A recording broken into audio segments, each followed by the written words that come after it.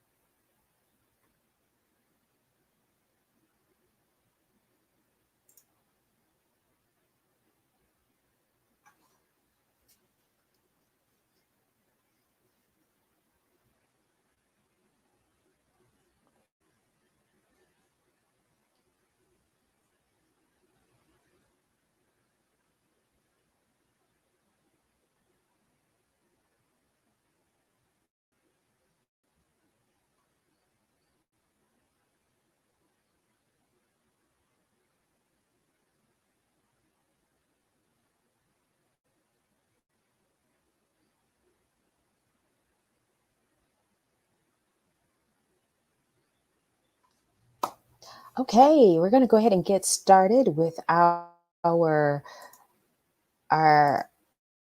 our usual ray of motivation moment. And for our ray of motivation moment on motivation, ray of motivation number 11 is you can be a symphony of insecurity or a chorus of confidence. So choose your music wisely.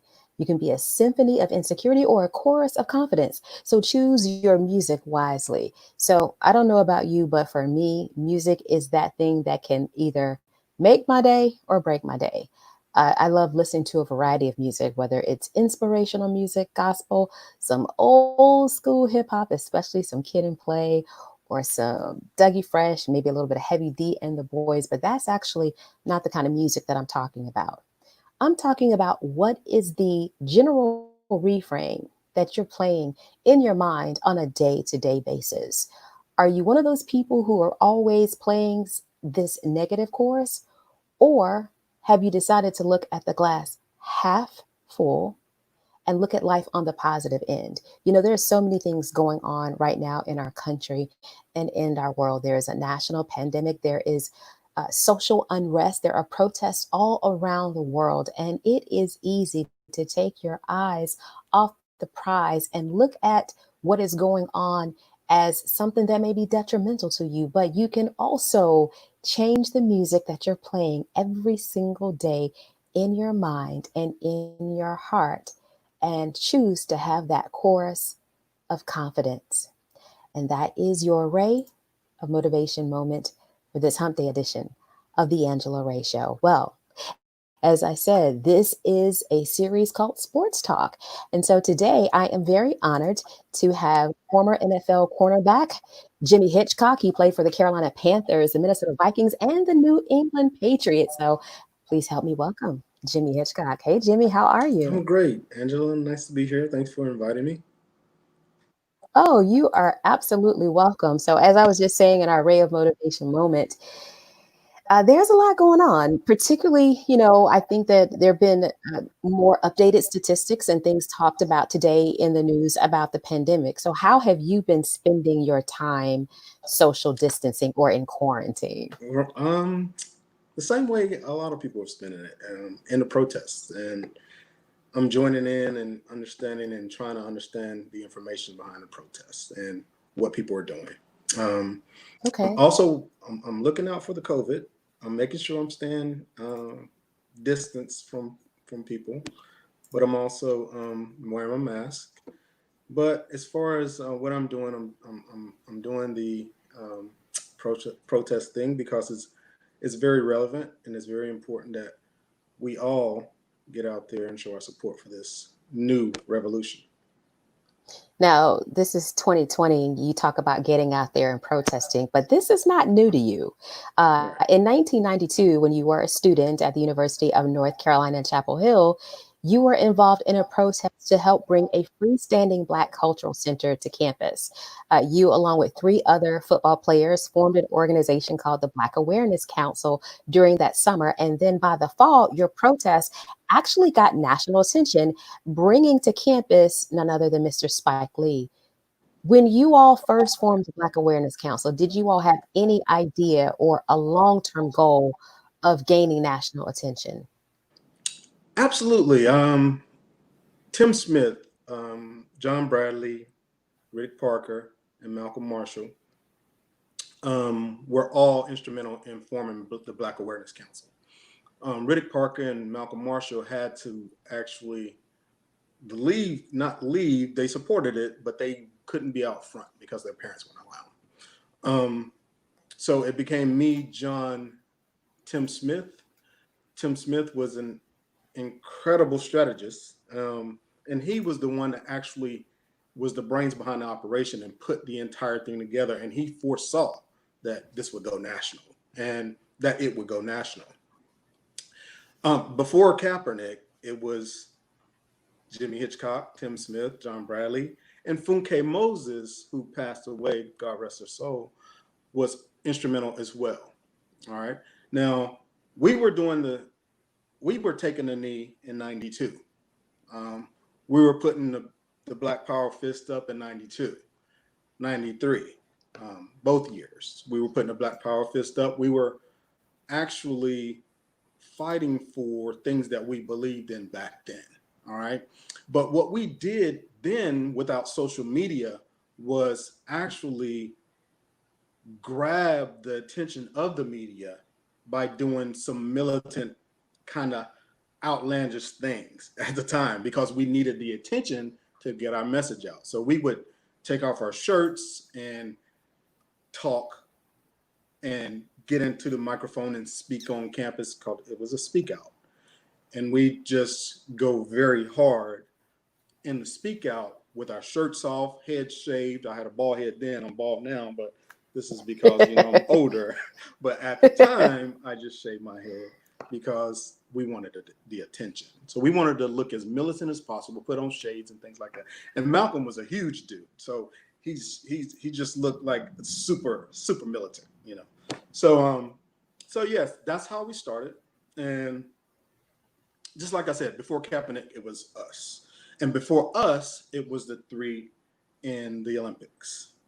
So, and Oh, yeah. before, and Muhammad Ali, and Jesse Owens slightly, Althea Gibson slightly.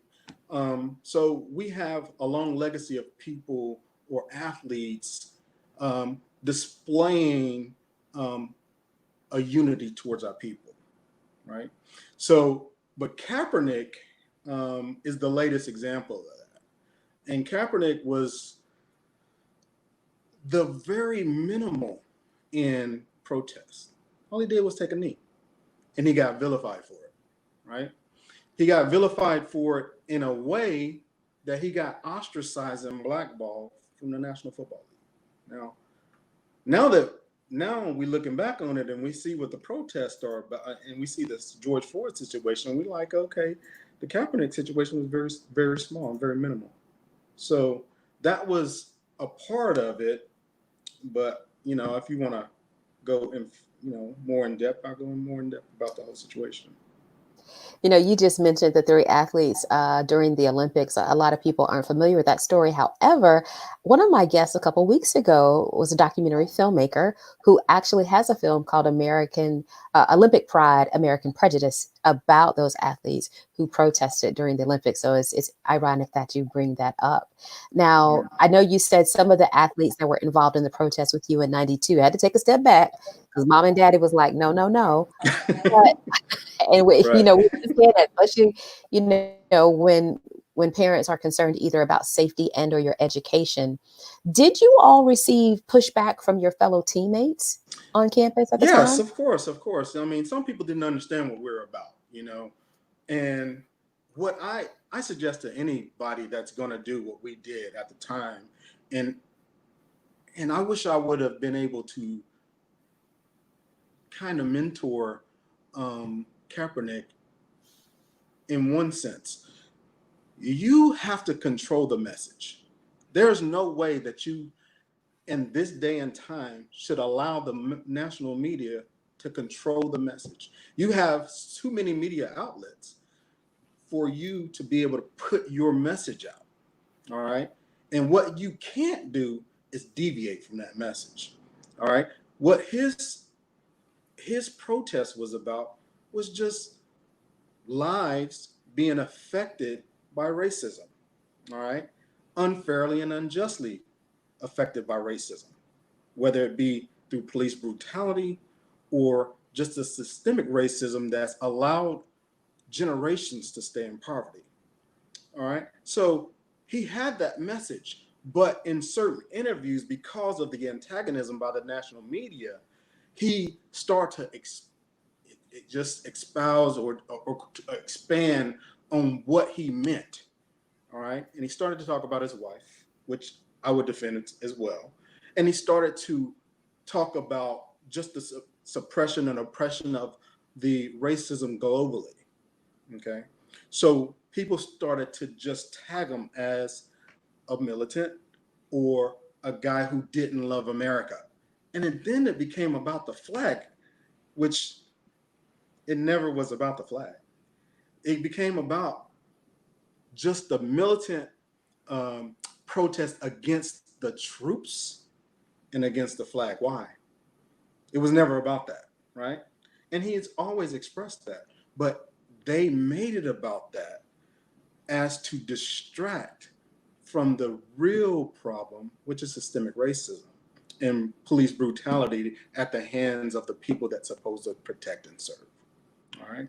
So he did not control the message, which I think if anybody decides that they're going to go protest or if they're going to just lend their voice and their status, that you stay on one message and you have everybody around you, if it's their teammates, everybody has to stay on message and deliver.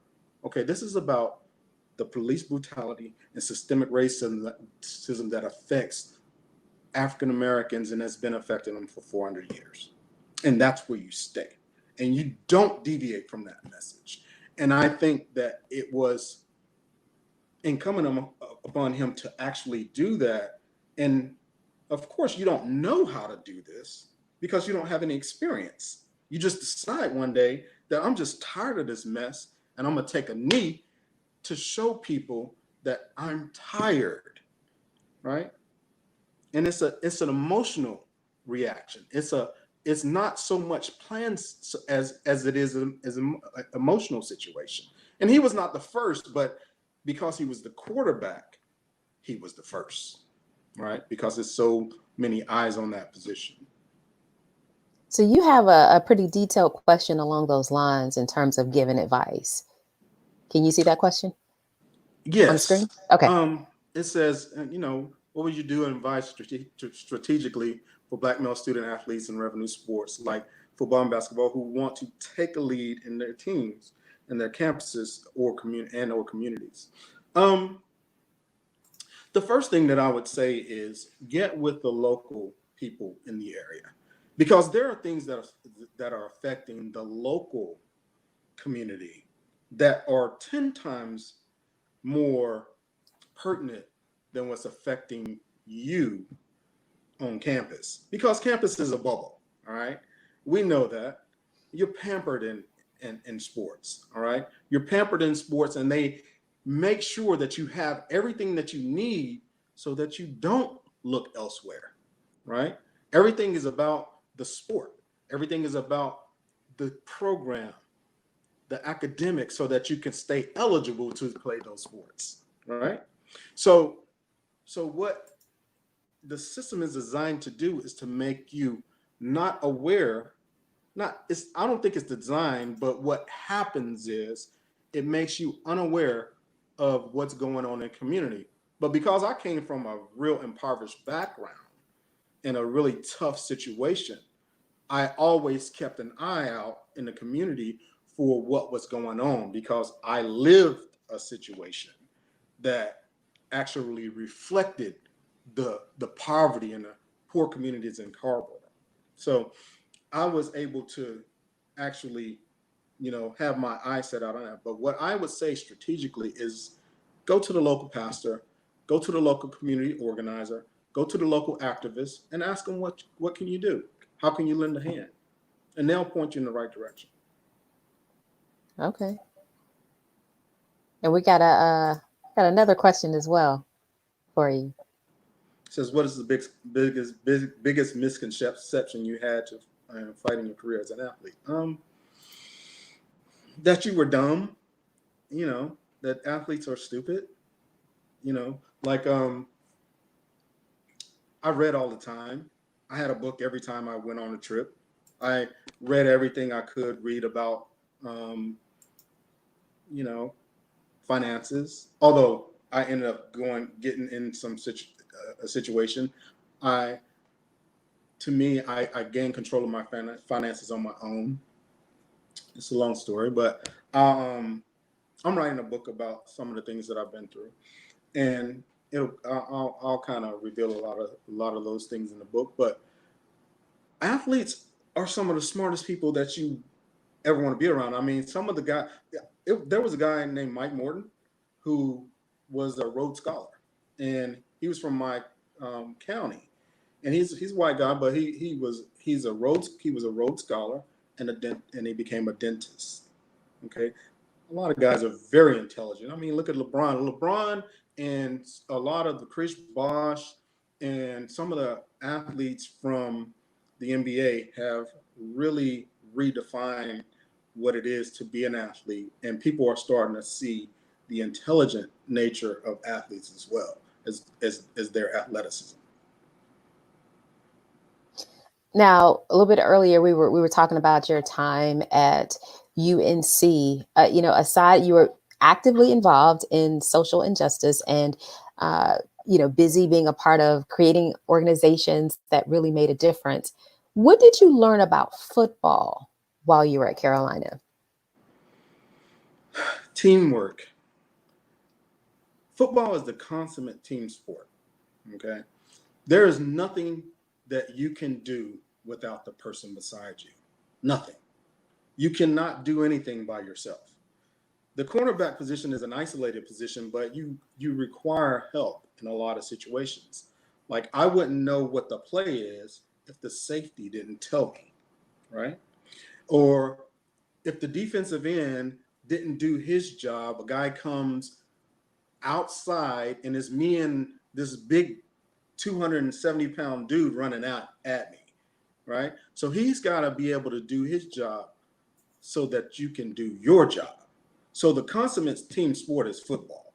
So what I learned is no matter what you go through, at the end of the day, you can unify and accomplish a goal. I remember when we went to the Iraq War, a guy named Ted Johnson and we argued about the Iraq War. And I told him to look at history. Going into Afghanistan will keep us there for an extended period of time. I told him, just look at the Russians and how they went into Afghanistan, and they remained there for eons of years. And the same thing happened to us. Now, we got into a heated debate and he got in my face. Now, I can remain calm on a lot of situations, So he got in my face, and I allowed him to get in my face because he was passionate about what he believed in. He said that they don't like us. They don't like us over there. All right. But I said, who is they? Who is they? So what we did was attack a country, and we didn't identify who the perpetrators were before we attacked them. So I would point to him and point out these things, and we just disagreed. But as soon as we hit that field, we were just, I mean, I was jumping in his arms, you know what I'm saying, when I made a play, you know. So it's the consummate, it's the situation where people can come together to accomplish a goal regardless of background. You have another question Do you have from any one of our concerns about viewers. CTE? Are you involved in the past or current efforts to get medical care for financial support for victims and potential victims? Well, there's a lawsuit going on with on a professional level that I'm a part of, but I haven't personally pursued the CTE lawsuit as others have, because I feel as if I kind of escaped it a little bit. You know, not escaped it totally, but escaped it a little bit. Now, don't take my position as a position of everybody, because my position is different from others. What I believe is football provided for me an opportunity to see the world. I was a guy who came from nothing to being able to see the world. I was able to see every state in America except 4. You know, I've been to a place that a lot of people haven't been. I was the elite of the elite, you know. In certain years, I played at a very high level and did some things that still haven't, you know, I made records that still haven't been broken. So I cherish those moments, and I don't hold any ill will towards it. And I'm not going to pursue it because I feel as if, now there's some guys that should pursue it, because there are some guys that are incredibly affected by the situation.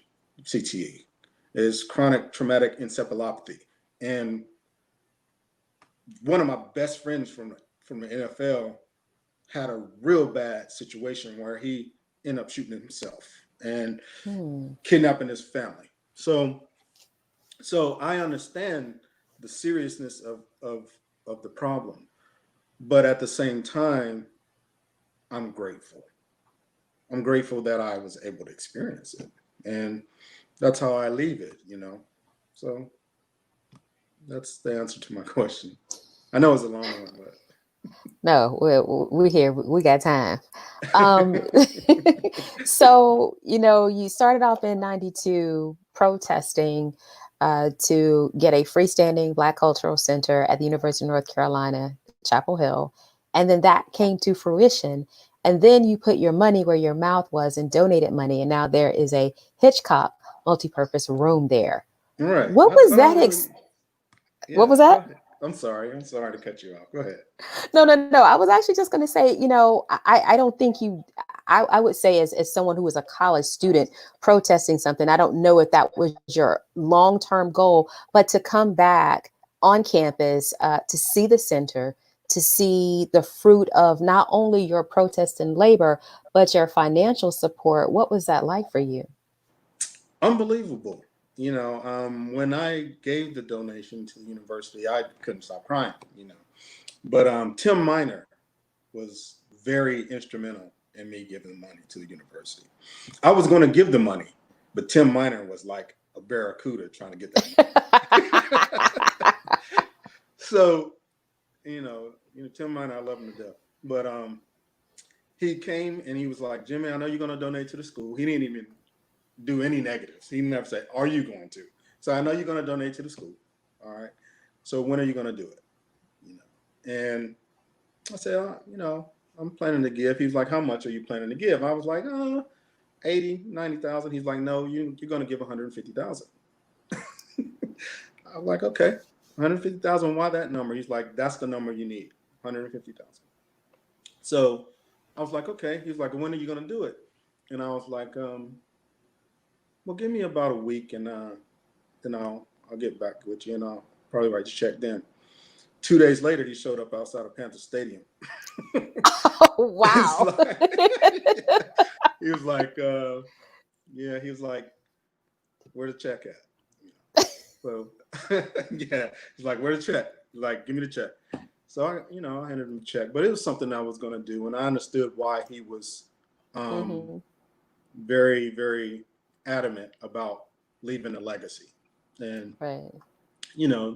That's what he was instrumental in helping me just focus on that, and I was going to do it regardless, but Tim Miner was very instrumental in helping me get that done. So you just mentioned the Carolina Panthers. That was one of 3 teams that you played for in the NFL. And you talked about starting from humble beginnings. What was it like to live that dream? Because there are only a certain amount of slots available to play for an NFL team any given year. Right. Believe it or not, when I was in the 6th grade, I told my mom, I'm going to play in NFL and I'm going to buy your house. And she was like, okay. She supported me, which, it's that thing that you do when you hear somebody say something that is almost or probably impossible to do. And I never really looked back when I said it. I never really looked back. And I had heard a speech from this professor that came to speak to the 6th grade or 7th grade at the time. And what he said was, there are very few people that's going to make it in the professional sports. It's only, half of 1% that's going to make it. And the thing that crossed my mind at the time was, I must be really, really good because I'm going to make it. And it never crossed my mind that I wasn't. Now, I had some hurdles and obstacles to go through to get to that point. And there were some things that kind of maybe slowed me down. And when I started to, when we started to have our movement for the Black Cultural Center, I started to doubt that I was going to make it because I was getting ostracized. We were getting hate mail, nigger go home, go back to Africa. We had piles of hate mail, from alumni, So I started to kind of lose my vision. But in 1993, my daughter was born. And once my daughter was born, it refocused me. And I just set out on a path to get where I wanted to go. Awesome. So you talked a little bit about the fact that you're protesting now. Did you have a conversation with young people in your life when you first found out about George Floyd's death? Well, my kids, I have 6 kids, and I have a son that's going to be 24 this year. I have a daughter that's 27. That's Jasmine. She was born in 93. And I have 4 other ones. 2 of them are twins. My son is a 15-year-old. And my daughter, Jaden, who has a YouTube channel, she's doing kind of what you're doing, but she has her own little show. And I love her for it. And on her first show, she talked about George Floyd. I was very impressed. But my son was in a chat room, and someone sent him the Philando Castile murder, the guy who was in Minnesota that got killed. So he thought it just happened. So he was really totally just blown away by it because he hadn't seen it. Of course, he hadn't seen it 6 years ago, and at the time he was 9 years old. So, but he just seen it. So I had to really kind of give him the talk, that we all have to give our sons. And it just kind of, oh, it affected me so much. And then my oldest son, he was in the Raleigh protests every day for like a week, you know. So I'm like, it makes me emotional right now. But he was in the protest for a week straight. But guess who was with him? 7 of his white friends that he grew up with, right? So he had his crew, and then his other crew that they all went down in Raleigh and protested peacefully. They didn't do anything outlandish. And that's who he is personally. But when I listened to him, and I was trying to talk him out of going to Minnesota, right? He wanted to drive to Minnesota. Okay. And I said no. In the back of my mind, I was thinking, trust me, there are protesters coming in this area, because we know because of Rodney King, right? Right. That was the last really big one was the Rodney King, and that was during 91. So we know that. And that was really the one that spurred on the protest in 92. So I knew that it was coming this way. So I was like, listen, just give it a couple of days and, just think about it. But what kind of pained me was that our generation failed his generation, that we allowed this to transpire and him to see George Floyd murdered like that, right? That we didn't do our job, or we didn't finish our job. Now we did a lot. We spoke in Poughkeepsie, New York at Vassar College. We went to Columbia University. We were on Nightline. We went to NC State, and 2 days of protesting. No, 1 day of protesting there led to a freestanding Black Cultural Center there. There are HBCUs that didn't even have Black Studies on their campus. We went to those campuses, and they instituted Black Studies on HBCU campuses that they never had it before, right? Now there's 10 top shelf universities that has a program that you can get a degree in African American studies. So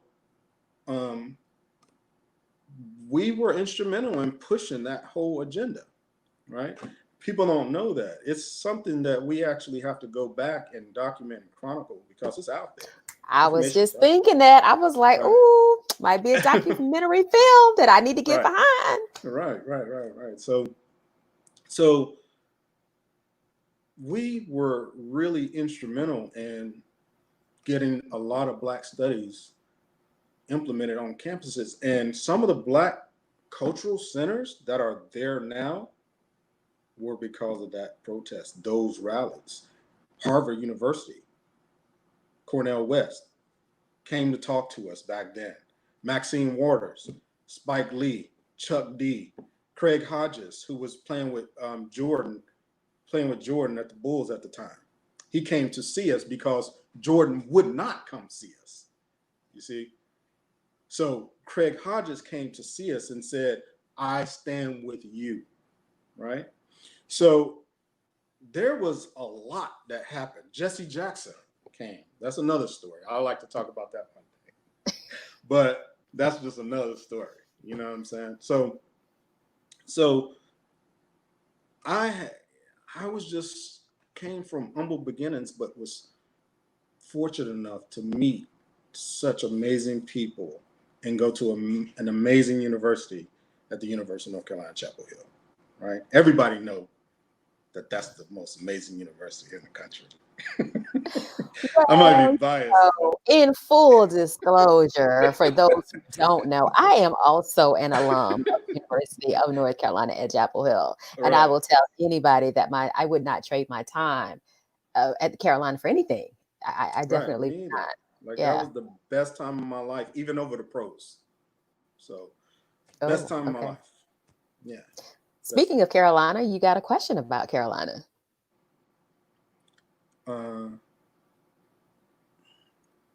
what are the three things that you learned during your years at UNC?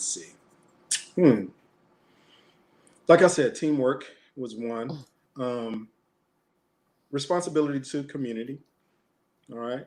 And the unrelenting focus of hard work. Right. So, yeah, I went through some situations. I've been in some situations in my life. I actually landed myself in prison, you know. So I will talk about that on another occasion, but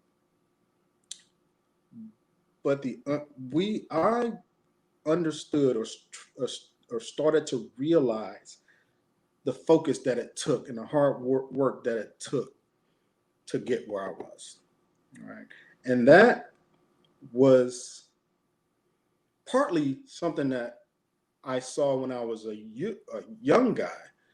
But when I got to college, where it was another level of competition, and I felt like I was athletically as talented as anybody out there, but I worked hard, but the level of work that needed to transpire became 2, 3, 4, 5 times more than what I was doing at the time. Right. And I started to just watch certain people and started to emulate them. And then I learned my way, you know, from emulating certain people and just saying, okay, I need to work harder than that guy, you know. So the just uncompromising, unrelenting work ethic that gets you to your goal.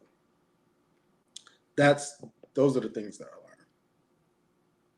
So you've been out of the league for a while, but you know, football still lives on. And right now, I think the NBA is the big focus as to when do we get back to playing? Do you Mm. think it's safe for players to return to the game now, or do you think it's too early? Anything that's inside, I think, is a little dangerous. But um, how do you do it? How do you do the social distancing with the crowd if the crowd going to be involved? If the crowd's not going to be involved, then you have to worry about um, not being able to social distance in the locker room. There's a lot of things that probably are just antithetical to actually playing the game, you know. But um, do I think that it should be tried? Of course, right? Because we need a little break from the reality of what's going on, right? We need to actually go to another land mentally to kind of take a break off of what we're consuming. Because right now, we have time to consume. And what we're Hmm. consuming is a lot of information, some negative. It turned into a good thing because I don't think if we did have sports right now that there would not be the protests that there are because it's a distraction and it Right. allows you to say, okay, LeBron's doing good. Okay, they killed George Floyd, but look at LeBron. You see what I'm saying? Well, look at, you know, whomever. You know what I'm saying? Whoever that's a phenomenal athlete. Look at them. Look at you know, give me any type of football player, Todd Gurley, you know. So it allows you to kind of change your focus, and it almost kind of numbs you to the violence that's going on in the street. So it was a good thing that we weren't playing sports at the time because now people are allowed to focus and you can't go off in a never land. You have to deal with what's going on right now. So that consummation actually spurred on a lot of action and protest. So I appreciate it. But now I think that it's time that we get a little break here and there because these kids they're not going to relent. They're not going to stop. I mean, I'm in Raleigh and it's been 15 straight days of Mm, protests. okay. They protest today, right? They're not going to relent. I don't think it's going to go away anytime soon, and that's a really good thing. All right. Any final thoughts as we get ready to wrap up our time? I can't believe that we've been talking this long. You know, and actually, I learned some things that I did not know about what the Black Awareness Council and all of those protests learned too. So we're gonna have to have a conversation after the live, definitely. But any final, Definitely. And definitely. yeah. This is my final thought. General Sherman, at the end of the Civil War, allowed Black people to get plots of land. All right. And once we were freed, all right, um, we were promised 40 acres and a mule, right? First, it was just 40 acres and a plot that you could do some agrarian work. You could farm the land. You could do whatever you wanted to do. But he said, well, you can't really farm the land if you don't have any tools. So he said 40 acres and a mule. All right. But before they opened the land to the Blacks that flooded in what was called Greenwood at the time, there were some people that went there before the Black people that went there. Okay. And they were called Sooners. Okay. So the name Oklahoma Sooner, all right, comes from that. So I leave you with this. Okay. And then after that, there was a building of a Black. Okay. Just for example, I'm going to digress a little bit. White people couldn't farm, right? Who were the farmers? The slaves. So how is it that now there are very little Black farmers? White people didn't know how to farm. The slaves were the farmers. The slaves knew the soil. So the Sooners came in and took the best land from us. But we ended up taking the bad land and making it into prosperity. That's who we are as people, right? We'll take a bad situation and turn it good because that's innate with us, right? We were slaves and became Beyonce, Oprah, right? So the Sooners are still out there putting their knees to people's necks, right? So what do we do with the Sooners? What do we do? Now, the protests have come through that spirit.